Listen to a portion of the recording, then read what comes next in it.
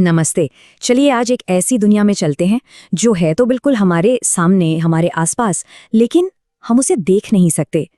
एक ऐसी गजब की सफारी जिसके लिए टिकट नहीं, एक माइक्रोस्कोप चाहिए। तो शुरुआत एक सवाल से करते हैं। जरा सोचिए, एक चम्मच मिट्टी, बस एक चम्मच, उसमें कितने जिंदा जीव हो सकते हैं? 100, 1000, शायद लाख। सच तो ये है कि इस एक चम्मच में पूरी दुनिया की इंसानी आबादी से भी ज्यादा जीव हो सकते हैं। शॉकिंग है ना? तो चलिए तैयार हो जाइए, अपनी वर्चुअल सफारी की गाड़ी स्टार्ट करते हैं। हम मिलेंगे उन किरदारों से जो हर पल हमारे साथ हैं, कभी हमारे अंदर तो कभी हमारे ऊपर।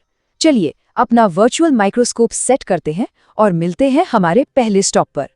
तो हमारी इस अनोखी सफारी का पहला स्टॉप है द फंगस फैमिली।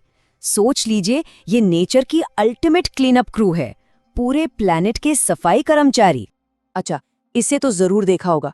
रोटी या ब्रेड जब पुरानी हो जाती है तो उस पर ये जो फफूंद लगती है ना, बस यही है ब्रेड मोल्ड।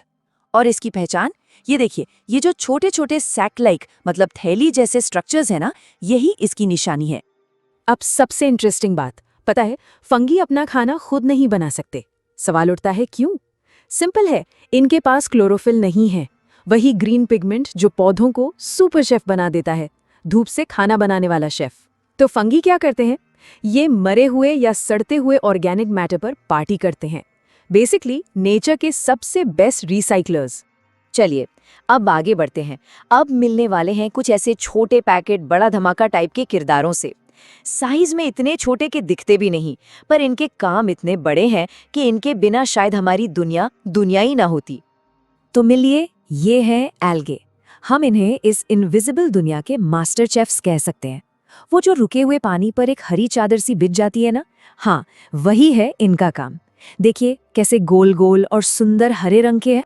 फंगाई से बिल्कुल उल्टा, एल्गे के पास है एक सुपर पावर, और वो है क्लोरोफिल। समझ लीजिए, ये छोटे छोटे चलते फिरते सोलर पैनल्स हैं, धूप को सीधा खाने में कन्वर्ट कर देते हैं, और इसी वजह से ये हरे होते हैं। और हाँ, पानी में जो इतनी ऑक्सीजन होती है, उसका एक बहुत बड़ा क्रेडिट इन्हीं को जाता है।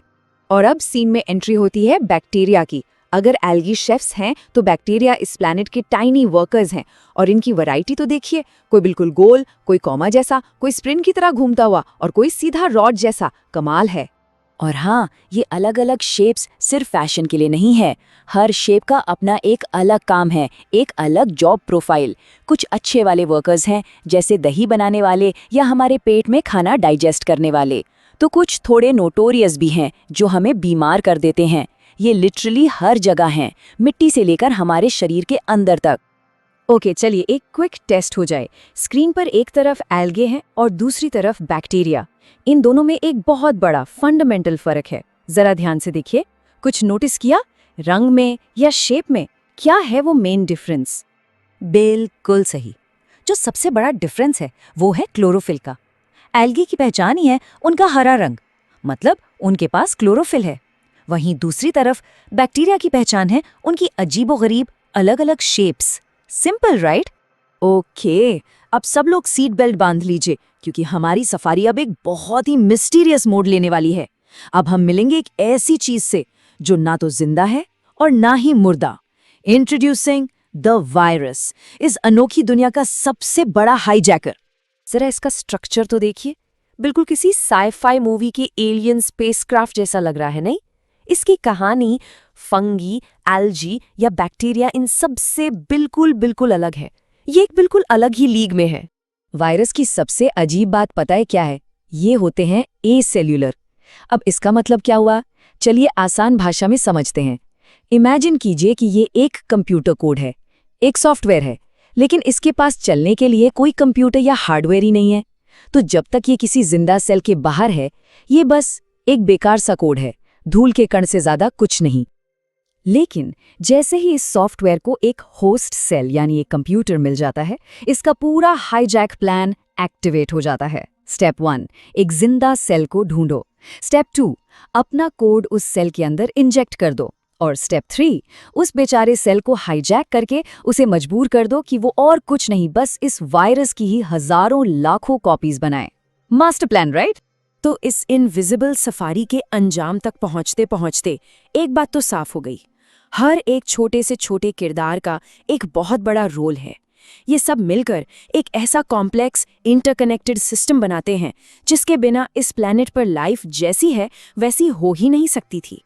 तो चलिए एक सुपर फास्ट रिकैप हो जाए। हम किस किस से मिले? फंगाई यानी नेचर के रिसाइकलर्स, फिर आए एल्गे हमारे फूड प्रोड्यूसर्स, उसके बाद मिले बैक्टीरिया यानी इस प्लैनेट के टाइनी वर्कर्स, और आखिर में virus the ultimate code hijackers. सबका अपना रोल, सबकी अपनी जगह। तो इस सब का मतलब क्या है? मतलब सीधा सा है, ये जो ना दिखने वाली दुनिया है ना, ये हमारी जिंदगी में एक बहुत ही बड़ा, बहुत ही इम्पोर्टेंट रोल प्ले करती है। उनकी छोटी सी दुनिया का इम्पैक्ट हमारी इस बड़ी सी दुनिया पर बहुत बहुत गहरा है। तो ये अदृश्य दुनिया सिर्फ जर्म्स के बारे में नहीं है, राइट? ये तो एक पूरा का पूरा बस्लिंग यूनिवर्स है जो पानी की हर बूंद में, मिट्टी के हर कण में जिंदा है। जरा सोचिए, हमारी आंखों के ठीक सामने और ऐसी कितनी ही अनजान दुनियाएं छिपे हुई हैं जिनके बारे में हमें कुछ पता ही नहीं।